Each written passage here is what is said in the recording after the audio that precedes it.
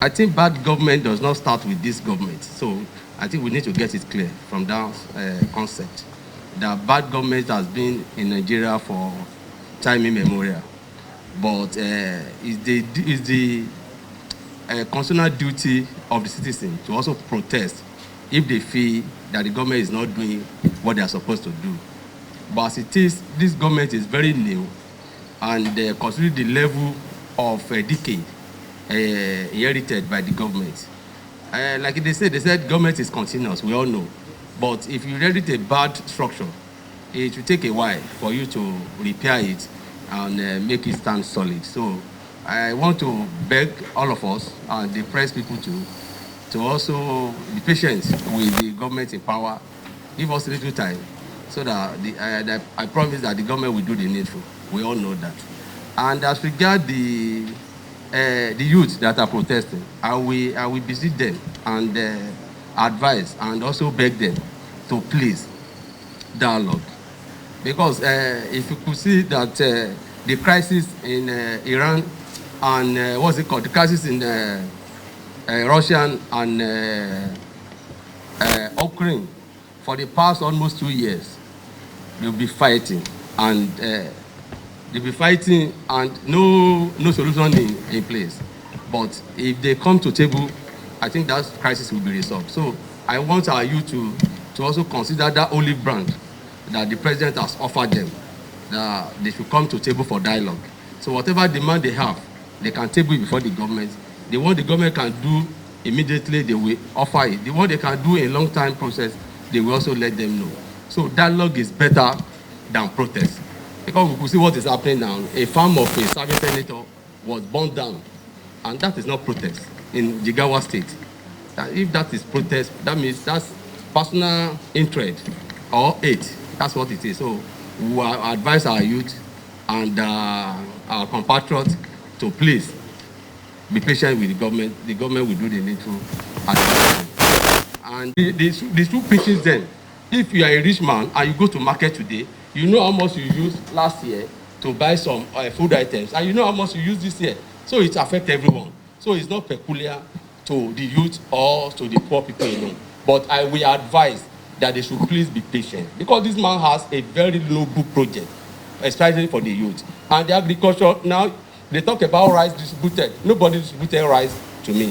What I'm aware is 20 trucks of rice were given to all the state governors and 20 trucks of fertilizer. House of Rep members were only given a truck of fertilizer. Senators were given 2 trucks of fertilizer. And we have given, I've distributed my own. Immediately, they drop it in my constituency. I distributed all the 600 bags of fertilizer given to me. So, and we still know some few members are even yet to get their own fertilizer. But me, I've gotten my hand, I've distributed it. So if people are talking about what rice being distributed, I'm not aware of that. As this year, no rice was given to any rep member. I can boldly say that. But rice were given to state governors. 20 trucks of rice were given to state governors. And 20 trucks of fertilizer were also given to state governors. And if we talk about poverty, poverty should be bottom-top approach. It's not from top to the bottom. Because we pile all the fault on the president alone. It shouldn't be. So we should also direct our questions to the local. We have subnationals that should complement the effort of the federal. So I think that's all about that. All right. Thank you very much. Regard your question, because when you say subsidy were removed by this present government, it's not correct, sir. Subsidy in 2023 budget, there was no provision for subsidy. So subsidy was removed by Buhari government, not this government. But only that Tinubu government has the boldness to say it out that subsidy has been removed. There was no provision, and you can't spend without budgetary provision. So that nothing, no dime was appropriated for subsidy payment. So where do you want him to get money to pay subsidy when there was no provision for it? So he didn't remove subsidy. First subsidy has been removed by the past administration. So what he did was to pronounce that there was no subsidy. And again, you talk about they should introduce. They've introduced subsidy. We'll see how it goes. They've introduced subsidy. People are clamoring that okay, subsidy should be removed. Okay, the president has removed this. Now introduced subsidy. And people are clamoring for 167 naira per litre. It is not possible. Even before Buhari took over government, how much was litre of fuel or petrol? It was 169, not even 167. So how did they come about 167? All over the world, nowhere that a litre is being sold for 167. We should be realistic to ourselves. We should make a realistic demand that government will sit with you and provide solution to it, not demand that nobody can even listen to you. 167 is not realizable. That's the fact. All right. Last question, Sandra. The turnaround maintenance of refinery, that is for the executive. I think executive is the best position to answer those questions. As regards the subsidy, I was not a member when 2023 budget was laid before the National Assembly. You know, budget of 2023 was late 2022, all right? And it was passed December 2022 to take effect from January 2023. I resumed office as a member of the House of Rep on the 13th of June 2023. So we inherited that budget. And when they brought, that was why you see what we did now. We reworked the budget. We reworked 2023 because we discovered that this budget can't work. It's not working. So we have to rework it. And this government, the present government said they do not want to award any contract without cash back. You know, unlike before, you see contract being awarded without cash back. That's why you see abandoned project everywhere. But this one said no. Any project that we award, there must be 100% cash back. That you know, okay, any contractor that moves to site must be mobilized at threshold, they pay you. That's how it should be. That's why we reward the budget 2023. And again 2024, what we have in the budget was 800 per barrel. $800 per barrel. But you see the dollar differential, the exchange rate, dollar sometimes rising to 1,900. That was also why the finance committee, which I belong to, also proposed a tax, a windfall levy for all the banks, because banks source for dollar from CBN and dollar were given to them, but the windfall on that dollar, bank has been the only one eating it all the years. But this government said no, enough is enough. We can't have money and be borrowing money. You can't take money from CBN and also the profit on that money, keep it as part. It's not your money.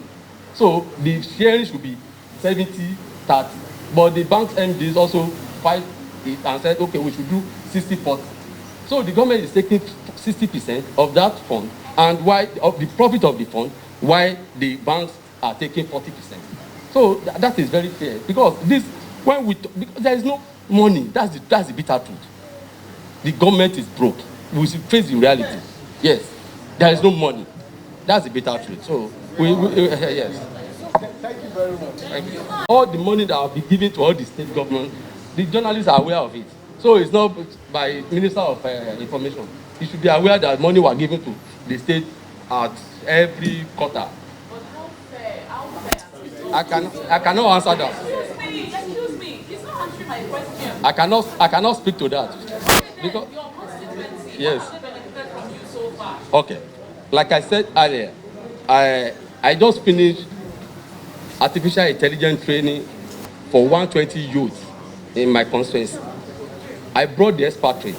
They came, I trained them for 2 months, and now we are fixing them in different fintech company. That's number one. Number two, I pay bursaries for virtually all the students in my federal constituency, no matter how little. I also obtain JAMB, obtain NECO for all the students in my federal constituency. Okay, and I've done the project I inherited. Like I said, 2023 was not my project. I inherited it from my predecessor. But the project, what we did was we shared it to two. You know, we shared the project 50-50.